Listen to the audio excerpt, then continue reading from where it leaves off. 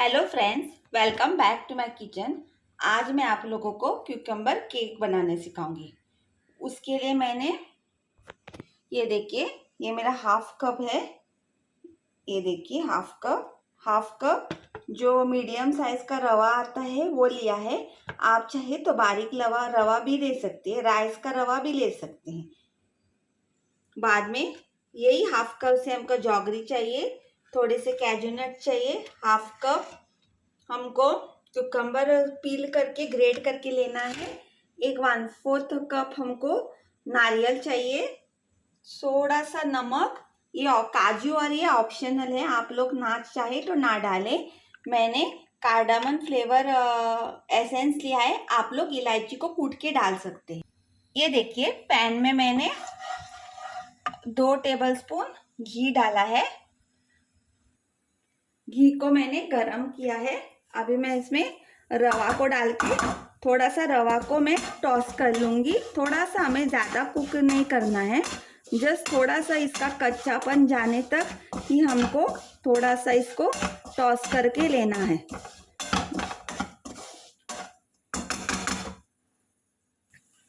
ये देखिए, मेरा रवा फ्राई हो गया है।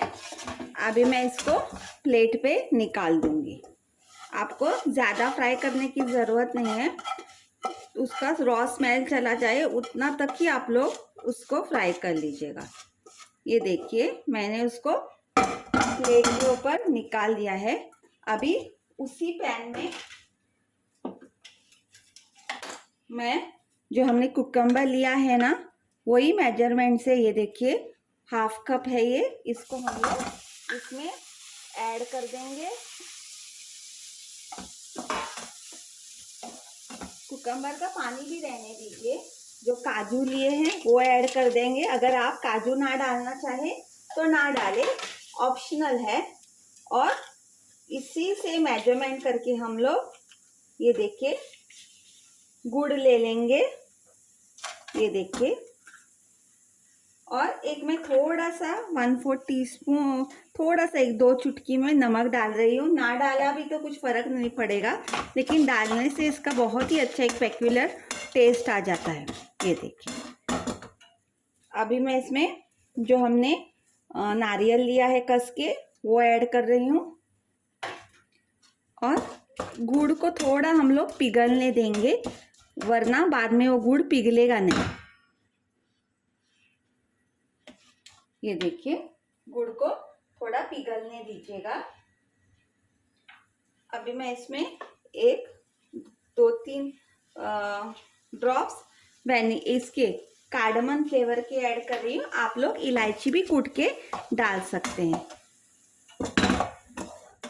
अभी हमने जो रवा लिया है ना, उसके डबल हमको पानी ऐड करना है। ये देखिए,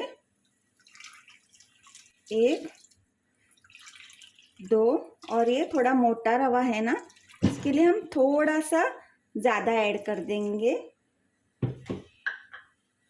ये देखिए, अभी थोड़ा सा गुड़ को पिघलने दीजिए इसमें, बाद में हम लोग इसमें रवा ऐड कर देंगे। ये देखिए, हमारा गुड़ भी पिघल गया है और इसको बॉयल भी आ गया है।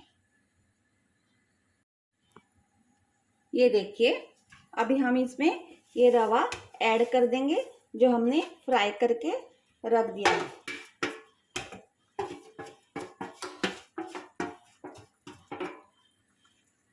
और इसको थोड़ा ड्राई होने तक हम लोग कुक करेंगे।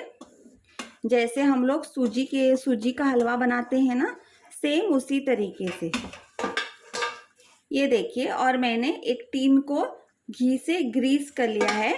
मैं इसको बेक करूँगी। अगर आपके पास ओवन नहीं हो तो आप लोग गैस पे भी जैसे जो केक बेक करते हैं नमक डाल के, वैसा कर सकते हैं।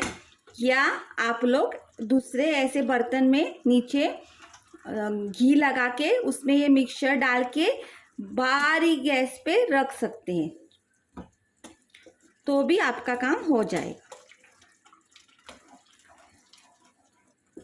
एक आधा घंटे के लिए हमको रखना है नीचे से, जब तक वो ब्राउन ना हो जाए, अगर आप गैस पे बना रहे हैं।